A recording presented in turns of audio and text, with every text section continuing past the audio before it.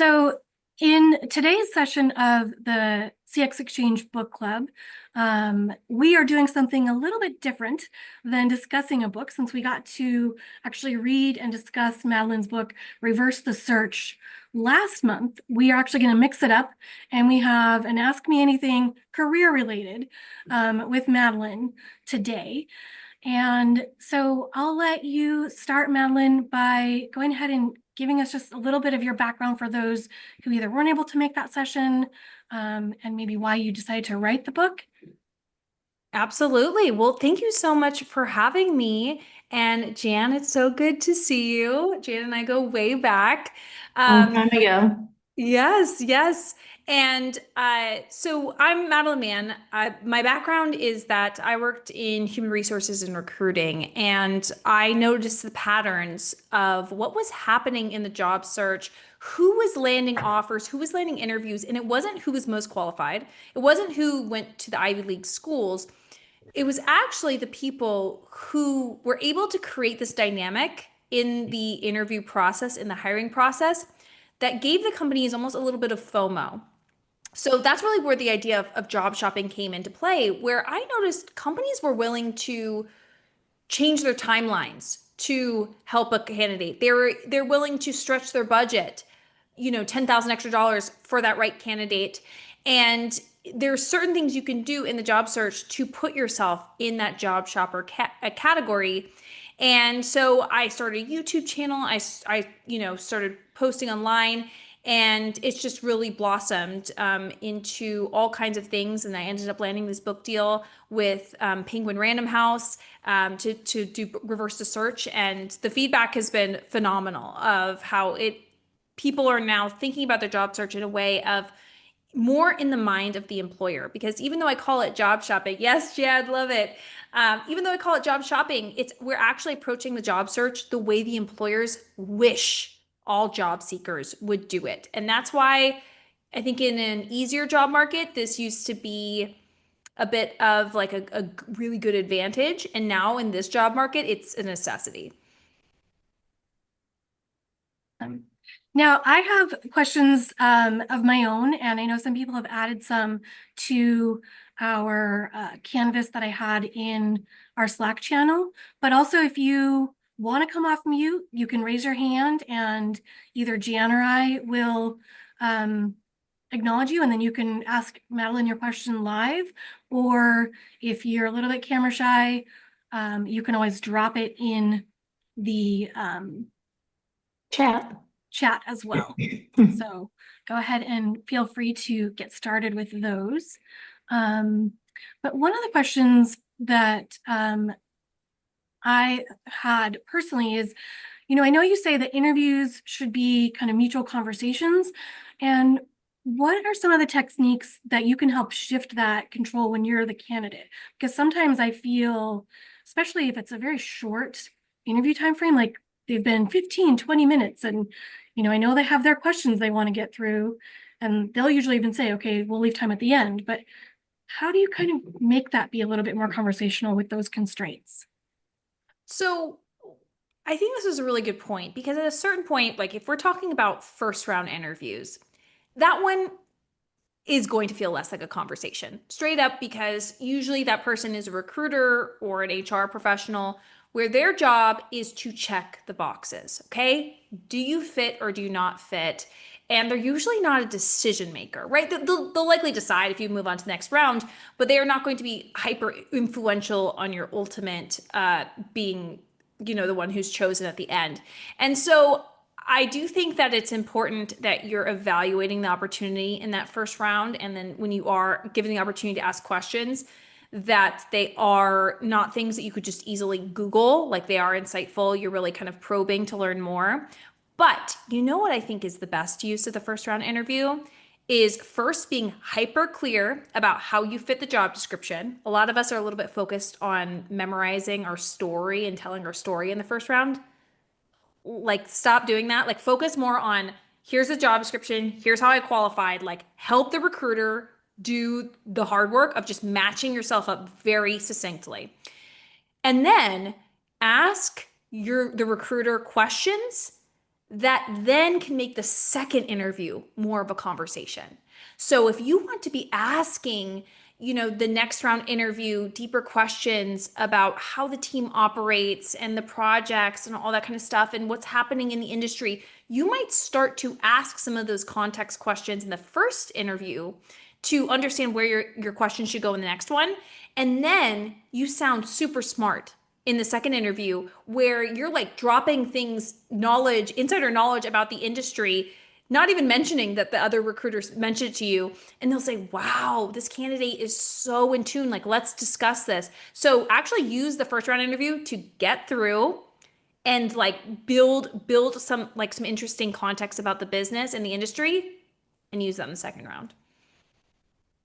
Awesome. Okay, Do you mind if I ask a follow-up on that? go ahead. So Madeline, that's so interesting that in terms of the recruiter, the way you help them is literally sort of like work through the job description and think about how they're checking the boxes off, as opposed to giving them a story about you and that fits with the company and the job, but just making it even that much easier for them to check. Is that? Well, so some things that they might ask you is there might be some tell me about a time questions in the recruiter screen because they're like, tell me about a time you had to build a really great customer experience, okay? And they're checking for certain skills, like have you built it in this type of environment, or like have you was it virtual, was it in person, like there's certain things they're checking. And in that case, it's not simply about the story. Like you also want to make sure that you're not giving necessarily your best anecdote, like the one you're most proud of or the one you spent the most time on, but the one that is the most in line with the role they're hiring for. And so just kind of being really really careful about sliding into those things. But you can still give examples, but sometimes we get a little bit too elaborate. Like they give me the tell you about yourself question, you go kind of a little bit too elaborate. It would be better to just like tell me about yourself and like be very precise about like not talking about every industry, but just talking about the one industry they're in and how you've worked in that. Like just being very specific. Got it. Super. Hey, Madeline, I'd love to ask you a couple questions. I'd like to take us back to the beginning of the job search. You have a lot of experience, I think, in guiding people. What are the best tools right now? So what I do is I use LinkedIn mostly, and I copy it into bookmark it into Teal, and I AI generate resumes and cover letters. I got ripped about 2 weeks ago, and I'm just not having as much success right now. It's probably because it's the middle of the summer, it's the end of the summer. So I've done a lot of research on hidden spots, or I'll try anything. So is it the economy, or is it something that I'm not doing? Yeah, I mean, there's a lot of really interesting tools out there. I know with my clients, for every single part of the job search, there's an AI component that I teach them of, how to best, practice for interviews using like, I have like certain like AI bots and stuff like that can help with that. Or, with networking and outreach and all that kind of stuff. So there's so many things that you can do there. But I would say, I mean, the fact that you're using LinkedIn is absolutely essential. There's so many different ways to use that tool. It's really about the way you use the tools and not so much like what are the tools. The thing I worry about sometimes with just like use something like, I don't know, there's like people use a lot of like the job scan or something where it just like scans your resume for keywords and stuff. Things like that, if you don't understand the underlying strategy below it, you're just going to take a score and just kind of interpret it that way. But one thing I really do encourage people to do is find a little bit more niche job boards. Those can be really good to maybe under some opportunities that you haven't heard of.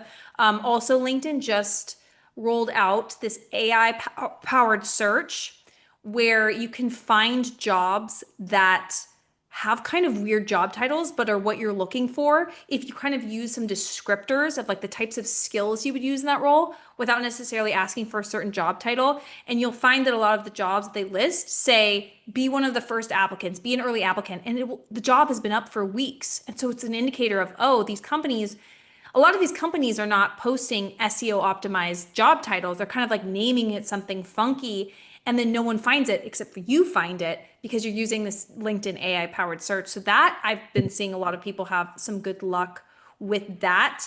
And Make a comment on that. yeah. I think most of us here are customer success managers. I think that's pretty lined up.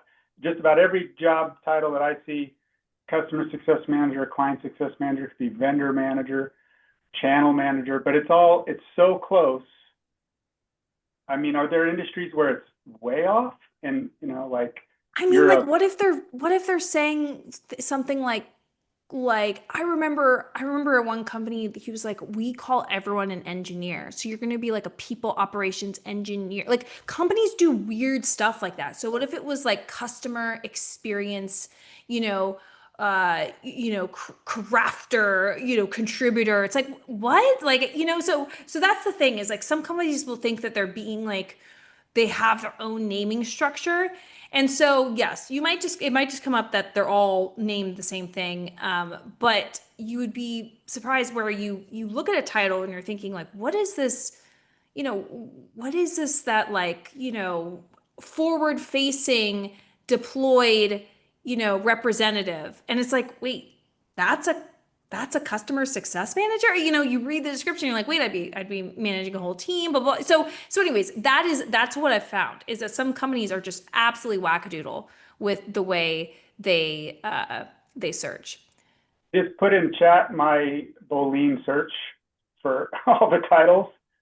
And I want to share that with everybody. So grab that and use that. And then I just sort by every day, and then I just have to hit them every day. So I think I have quite a bit of the possible iterations or variations of what we're looking for. So guys, grab that. Yeah. Thanks, Nathan. I know that DePauli had his hand up, and then Jennifer. Hi, thank you. Madeline, first of all, thank you for joining us and sharing some of your learnings with us today. I've been in similar situations like the rest of my friends where we are looking for positions. I was lucky enough to make it to a few of those rounds, and like at least for two of those companies, three of those companies, I was in the last round but not got selected. So I am not able to understand where the disconnect is. The presentation is awesome. People are liking the presentation round. That's why they're promoting me to the next round. It's just the last bit. I don't know where things are getting stuck. And when you ask for feedback, there's nobody providing that level of feedback and transparency on what didn't work. Like if I've already spent 8-9 hours with your company, just in interviewing, plus all the work that you've done on the presentation, which is at least 15-20 hours worth of work, it's a little disappointing for me to not receive feedback. It's just so I don't know where to improve and what to do differently, and it's pretty demotivating. Any thoughts how we can improve that? So this is called the silver medal curse, where you get to the end and they give you the silver medal and they give someone else the gold. And they say, oh, but you were so great. Thanks. So, typically what I do with my clients is I'll have them literally like record their interviews and I'll listen to them and I will give them feedback on it. So that's usually how I break the curse is I literally will listen in and evaluate all the interviews and be like, here's where you could have, sold yourself better. Here's where you disconnected with the interviewer, all that kind of stuff. But some of the components that you often want to look at are, there's elements of an interview ladder, which at the bottom rungs are being qualified, being likable, and being compatible with the job. So compatibility means like logistically you're in the right area, right salary, being qualified, you check the most of the boxes, and being likable. So I'm guessing since you're getting to the final rounds, I'm guessing those lower rungs you're probably pretty good at right now. When we get to the higher rungs, things such as being consultative.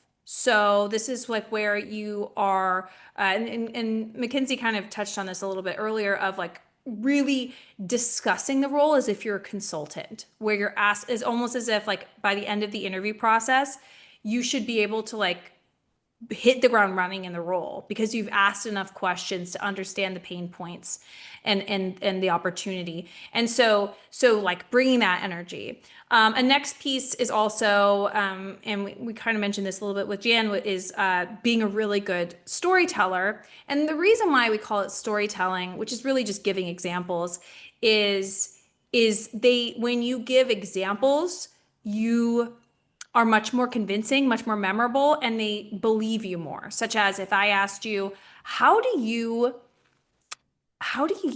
handle pressure and time pressure and work under stress? A lot of candidates would start, tossing a word salad of, well, typically I try to stay organized and blah, blah, blah. And those things will just kind of put you in the middle tier or bottom tier of candidates. But if you can give an example of, well, just last week I had, multiple deadlines and here's how I handled it. And you give an actual real example, that can help. And another component, now this is the advanced stuff, and this is really what will get you to the finish line, is vision. So what you can really push them over to the end is one thing I teach my clients is something called structured thinking and structured answers. And so, and speaking in frameworks. And so when you have a vision that you're communicating, such as the way you would run a department, the way you'd run a team, the way you see, customer success or customer experience, those things, if you're bringing those things into a conversation, it can really change the game. For example, I ended up landing a lot of head of HR offers when I was on the job market because I would really speak in these frameworks. I would say things like, they'd ask me a question about, well, how do you think about like retention? Well, I'd say, well, there's three major components of employee retention. Perceived connectedness to others in the business, perceived control, and perceived growth. And so blah, blah, blah. In your case, in your business, I would da. And so just notice how like, instead of me just rambling of, well, there's a lot of things that you could do for, retention, blah, blah, blah. That's the way most people talk. But if you're talking in a very structured manner, you're well read, you have listened to a lot of podcasts about your thing. I mean, being in this group in itself is probably an incredible resource. So anyways, like I'm just kind of throwing out a lot of different components of things that it could be that could push you over the edge. As I named those, are there any areas that you feel like, maybe that's an area for growth for me? Um, I think that consultative energy, I think I get a little nervous asking some of those questions. And actually, in the initial one of the interviews, I was told I come across as very consultant-like. So I think that was the thing. And the other thing that comes to mind is recording. How is it okay to like legally record an interview? How do you record it? Like, it just sounds stupid and dumb me asking this, but I just No, want it's to not. make It's not sure. stupid or dumb. You can, like a lot of like my clients, they'll even just record their side of the interview.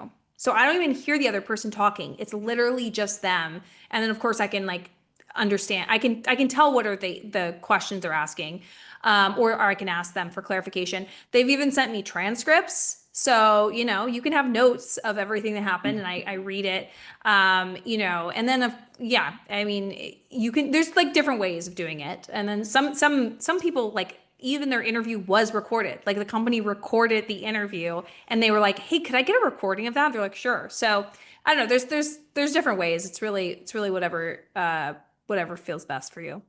Yeah. So I'll probably try to do that because that, to your point, will at least bring more markers to me. But to answer your question, I think that the structured answers is a thing that I think sometimes we don't do a great job. At least I don't do a great job at. In certain cases, I have structures and frameworks. In others, I think it's more organic. Yeah. But how do you like pick up all those? Because there can be so many different questions that can be asked. How do you memorize it? My memory is not that great. How do you memorize all those structures and frameworks? You just need three. Just have three in your back pocket.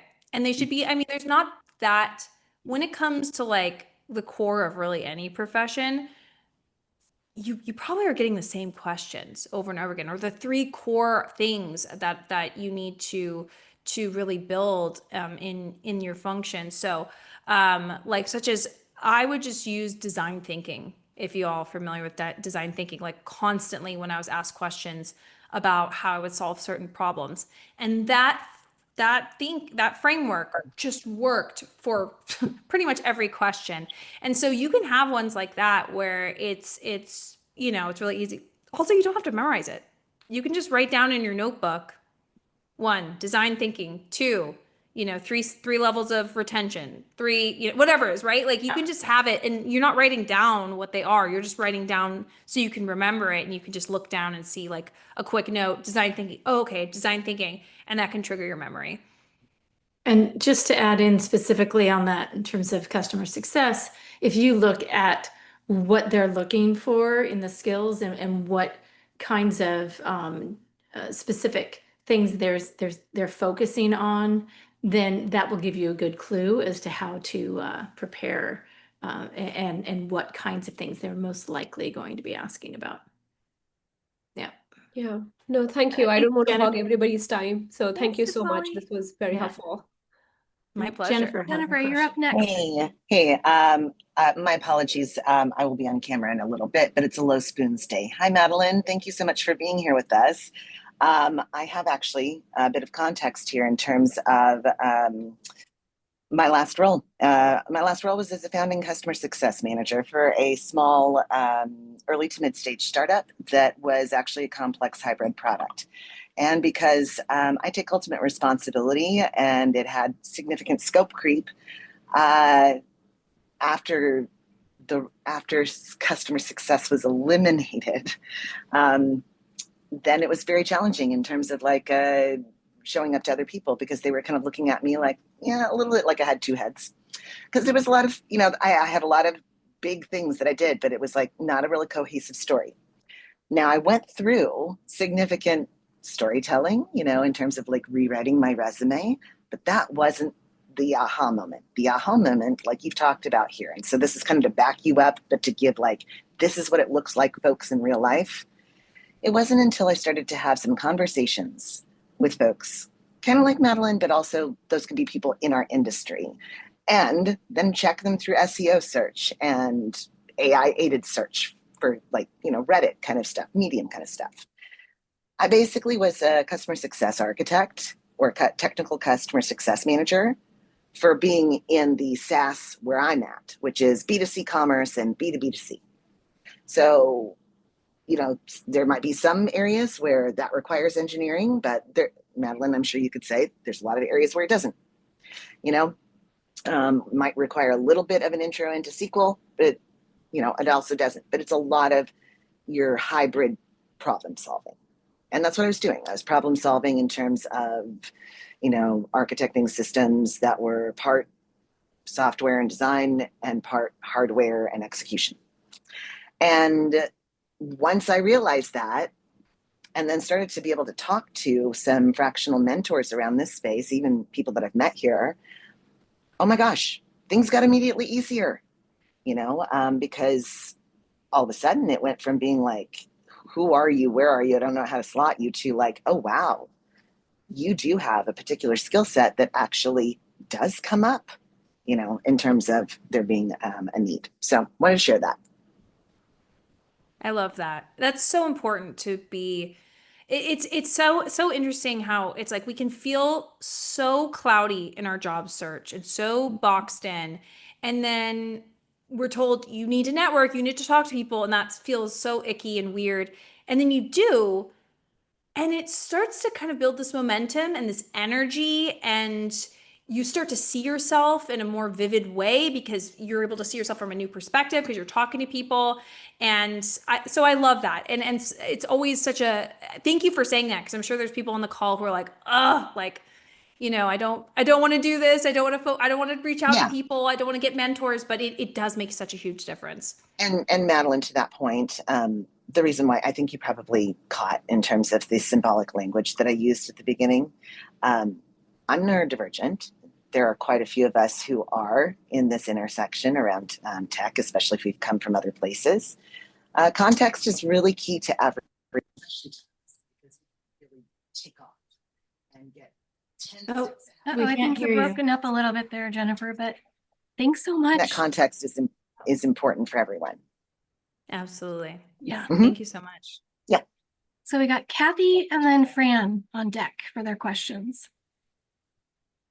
Hey, Madeline, I'm Kathy, and my situation is I'm actually old enough to retire. I just want to get a job. I don't want to retire. And I've been out of work for like 5 years now for a variety of reasons, health reasons, family stuff, soul searching stuff. Nothing noble, like I wasn't raising kids or fighting in a war or anything. And I'm just wondering if you have any advice that goes something like, oh, for you, you need to focus on blah. Or would you have to know more about me? So, okay, so you're saying you kind of like took a break and now you're looking to go back in? That's right. And I'm looking And for customer support management. and so what did you do prior to taking the break? Customer support supervision. And Okay. I also have some account management and support and other leadership experience as well. Okay, so this is not a career pivot. No, No. And how long was your break? it was about 5 years. Okay. Okay, so I mean, first of all, I love that you're in this group. I think it's interesting that you can kind of talk to folks and see if there's any skill gaps, right? Because I think the currency of this job market right now is not tenure, it's not years of experience, it's your ability to evolve. So the energy you need to bring into when you're talking to employers is how you have stayed up to date, how you are you're you know you're I mean, like literally the fact that you're part of this group is like such a good indication of like I'm always networking, like I'm always staying on top of the top customer success strategies and practices. I've been utilizing these tools, I've been learning these things, whatever it is that is really pertinent. So just bringing that energy versus, but I have all this tenure, but I'm going to bring so much wisdom.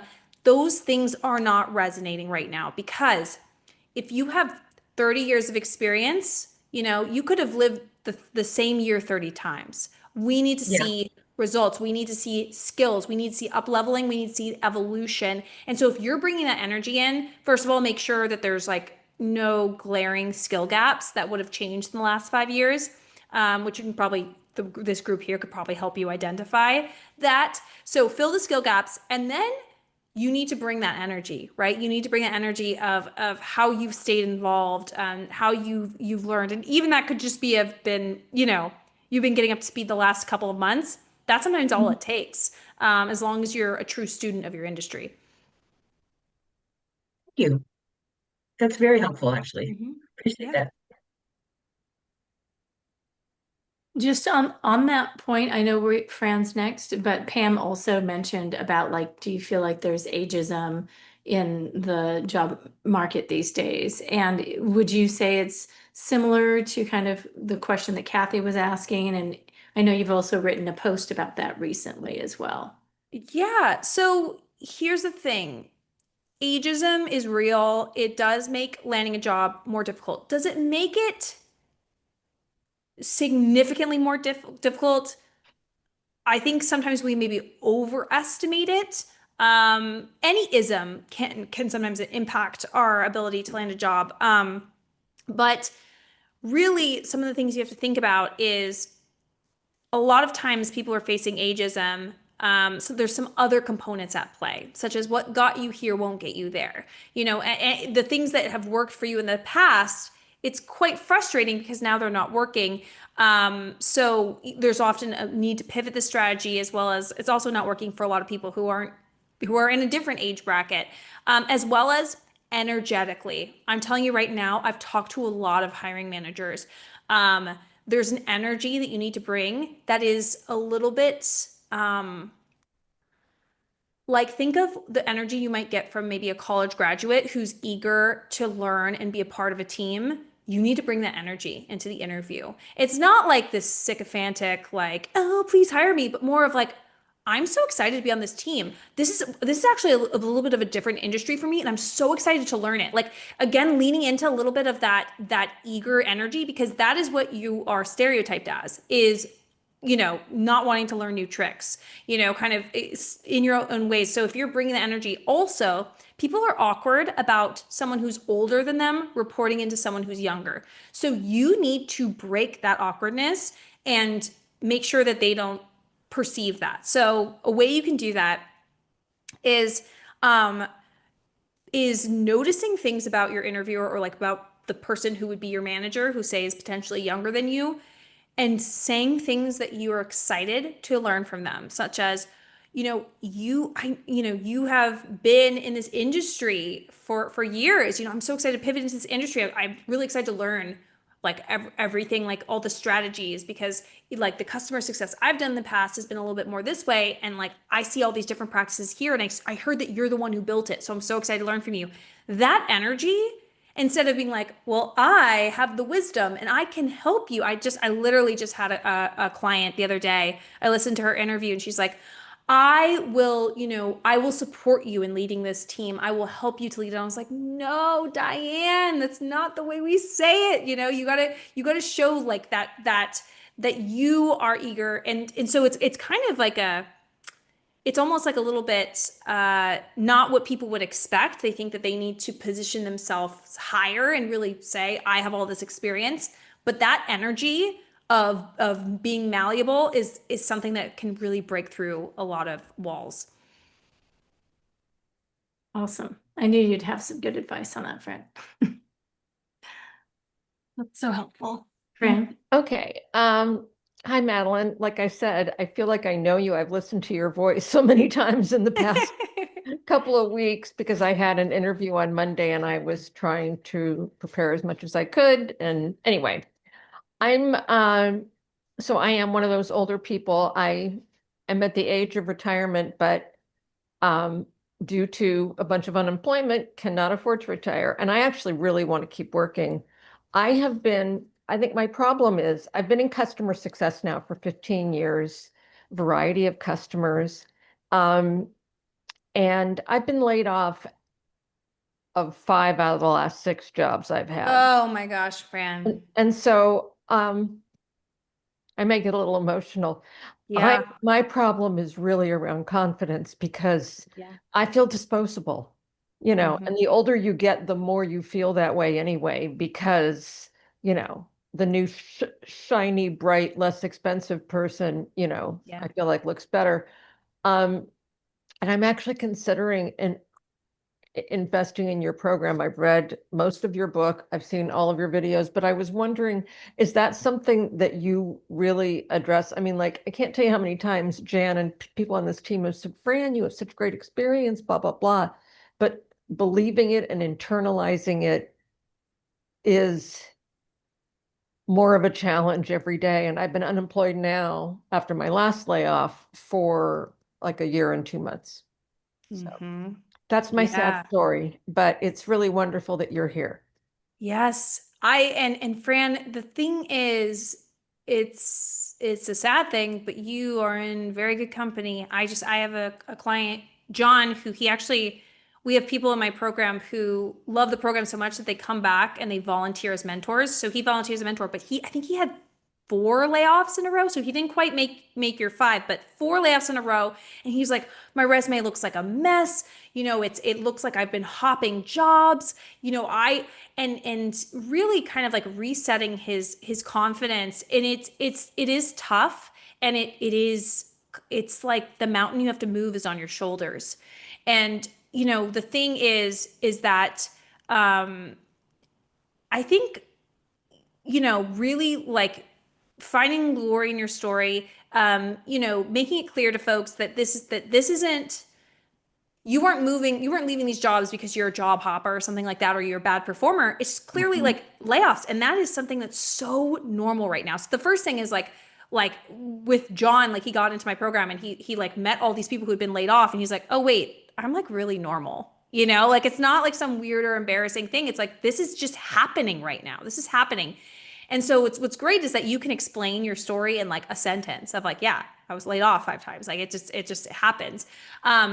But also like really finding the glory of your story of like what makes you great and kind of like owning that and just using that in your story as well as far as like, you know, the next interview you have, like really emphasizing how you are looking for your next opportunity to be really long term. Like you're like, I want to be there 5, 10, 15 years, like whatever. Like I would love to be there forever because I am so committed to like any company that you know, where I can make a home, I will do it. And so like really bringing that energy of it's almost like that makes you a better candidate because you're so devoted now. So just like always flipping a lot of these things to be like more of the positive versus the negative, because I've been laid off too. It is so destabilizing.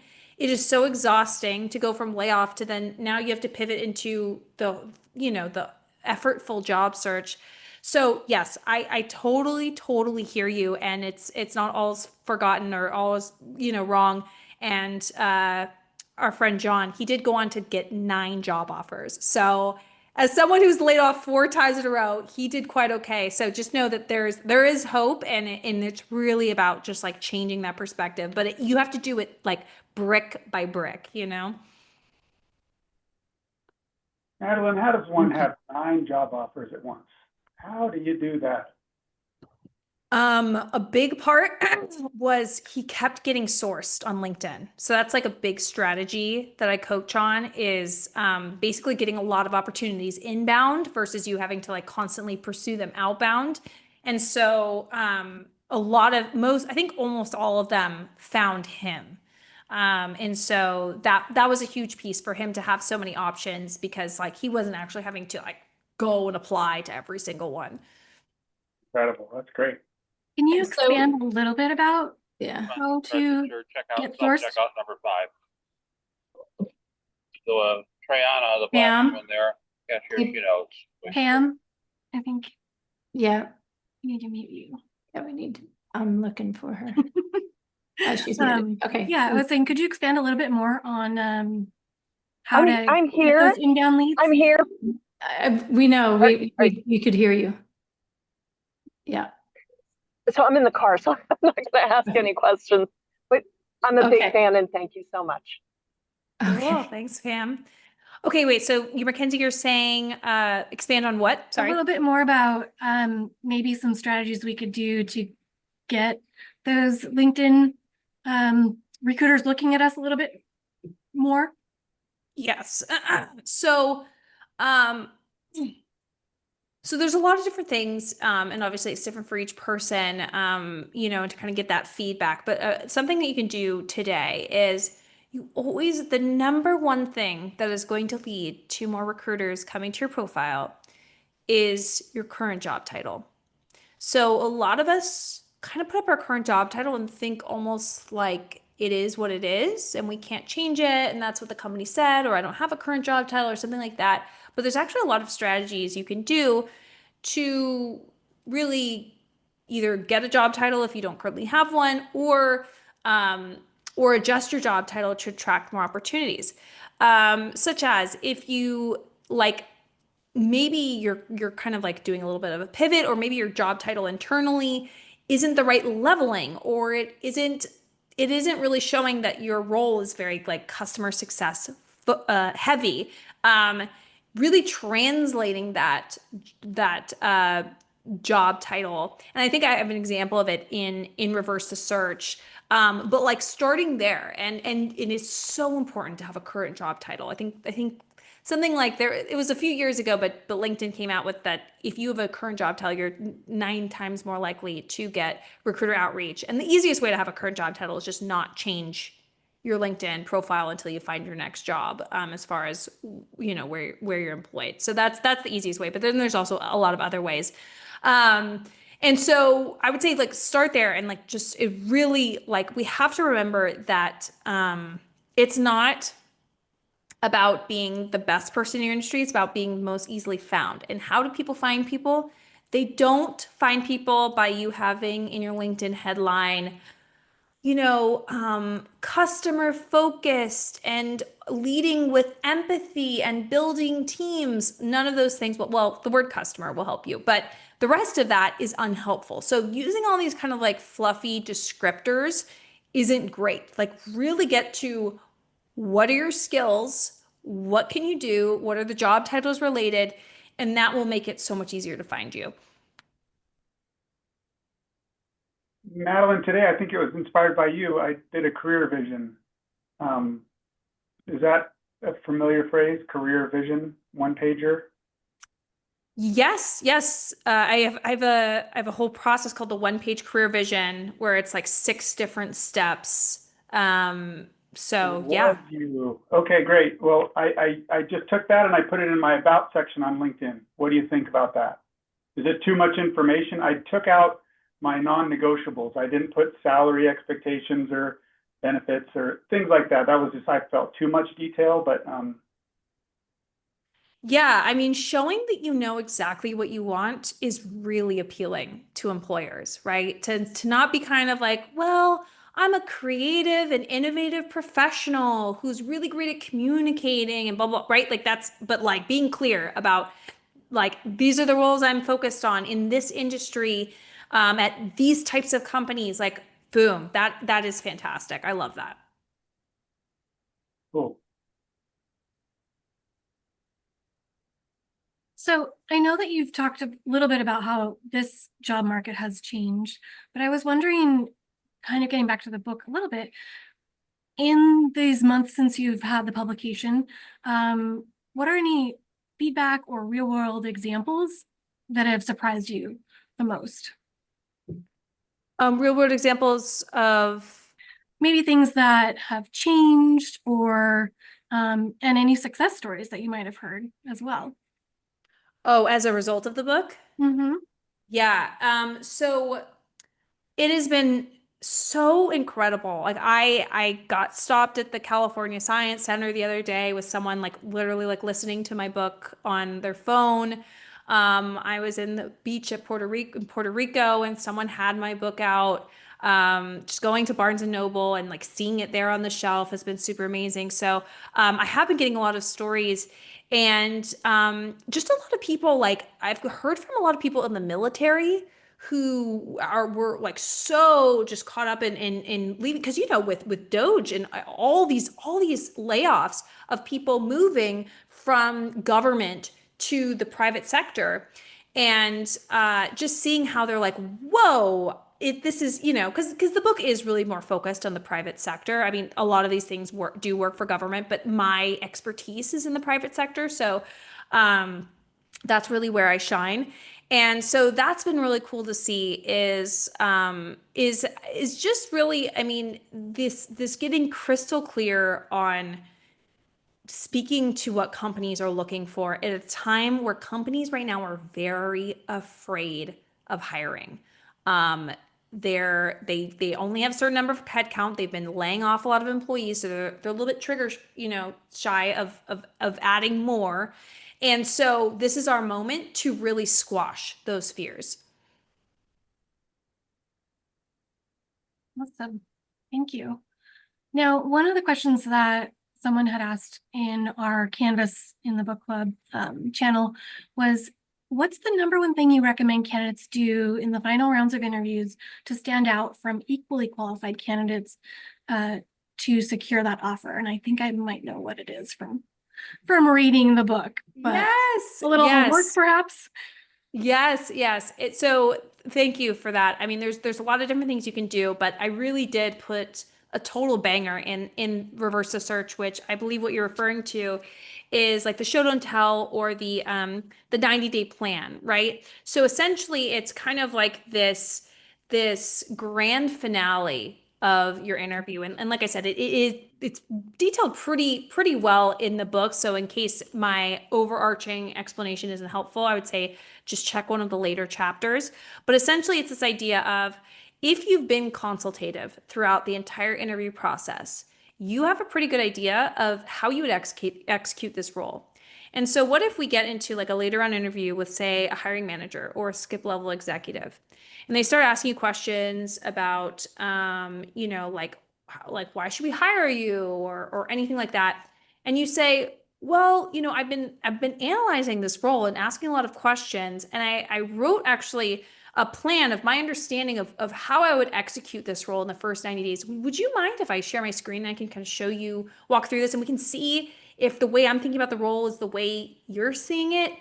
And they go, oh my gosh, yes. And you walk them through it. And they go, oh my gosh, first of all, you'll learn more about the role, because if you got anything wrong on the 90-day plan, it's not some like, oh, you got it wrong. It's a discussion point. It's now now I understand this role better. I was misinterpreting it before, or it's usually not you misinterpreting it. It's usually their information is quite vague. And so things like that, where you are actually bringing things into the interview, where you're showing the way you think versus sitting back and patiently waiting for them to ask interview questions that you hope show your skill set in the right way. Do not sit back. Do not wait. And what you'll notice, and this is like a lot of like even my teachings beyond the book that I coach people through, is it's not just like, when I say sitting back and waiting, I'm not telling you to like control the interview. It's more of, like I said, like in that example before, where they asked a question and then you intentionally curve the answer towards a document. There's so many different ways to do that, where you are going into the interview with certain talking points. And with those talking points ingrained, you will naturally guide the interview in the correct position and the correct direction, because companies and people are really bad at interviewing. So you need to focus on moving the interview in the right direction. So true. Madeline, I wonder what you think of this. I often will recommend job seekers to really turn it into a conversation so that they can imagine what it's like working with you, as well as how you're able to build a rapport with the customer, because these are all customer facing roles in CS. And so, where first you work on answering the question, but then finding a way to ask a question at the end to get them talking, as opposed to, like it's one thing in a recruiter conversation where they might need to check it off, but almost if you're doing a check the box type of conversation with your hiring manager or colleagues, then that would be almost a danger sign. And that if you can get into a conversation with them and they're feeling like they're getting to know who they're going to be working with, that you would have an advantage. I've just found that more from what I've seen, help me, and, others that, that I've talked with. But I don't know, you clearly look at a variety of people in a variety of roles. So just wondering what you think of that. Absolutely. I love that. You could be asked, well, Jan, how would you build out a customer success team? And you'd say, well, I build it out in X, Y, and Z manner. Is that how like your team is built out, or like what's the structure of your team? Right? Like you can immediately flip it back to them. And it's not some sort of contrived question. It's truly, this is how I'm thinking about it, but it really depends on the team. Like, how is your team currently structured? What are the goals? Blah, blah, blah. And then you'll find that very, very often, most of the time, the interviewer will be excited that you're now engaging in the conversation. Because when Jan, like actually the way you laid it out was pretty similar to like what I was thinking, and blah, blah, blah, and da-da. And then it becomes this banter. And so yes, it can really snowball into quite an interesting interview. Cool. Yeah, and I think that kind of leads back to my first question of right. how you can make it more conversational, and then also yes, that's perfect. That shows them your personality more and how you think, and what you'd be like to work with. So I think that is definitely a great way to kind of bring that in there.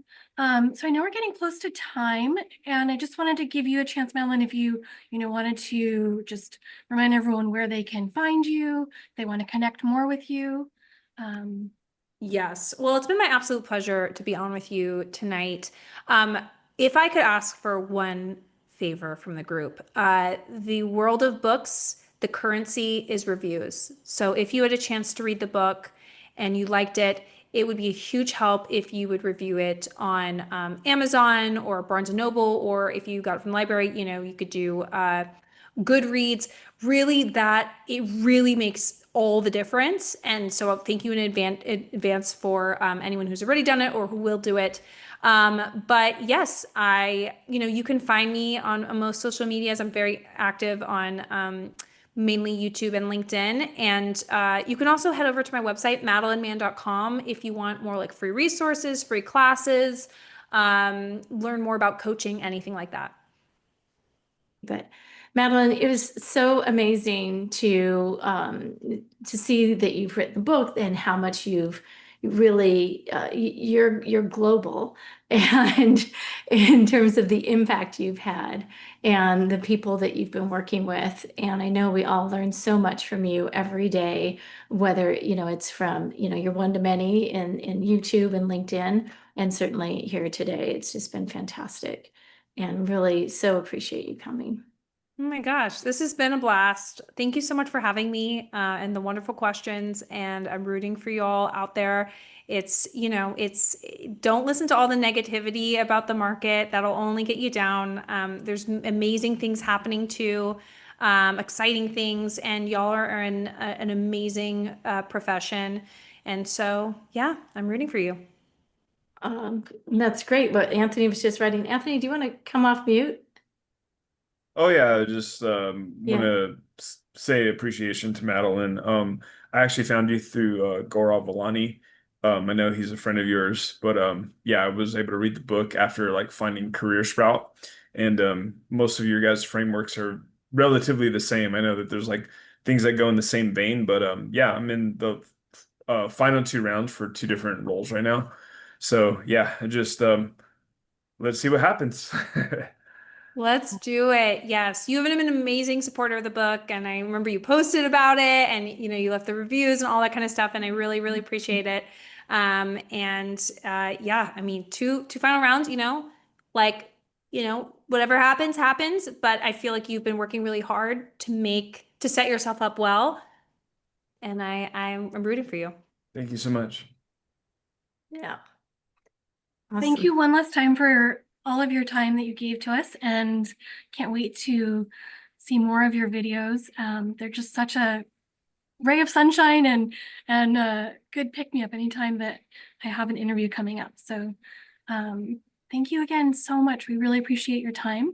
And then before everyone goes, just to let you know what we're doing next month, we will be reading Chad Hornfeld's book, The Strategic Customer Success Manager. So you can get that on your next book to be read pile list. And and also the Thursday sessions, right? oh yeah. And then to follow up with that, because he has so many resources on his website, we're going to do some work sessions weekly or so after that to kind of dive a little deeper into each of his strategic points and apply them to our new roles. So Yeah. we're doing that coming up this fall. And I personally feel like we all need to say Wi-Fi high five. I was just going to say that. High five. Perfect. Love it. Perfect ending. We Thank love you you, so Madeline. much. Thank you. My pleasure. Have a good night. Thanks. You too.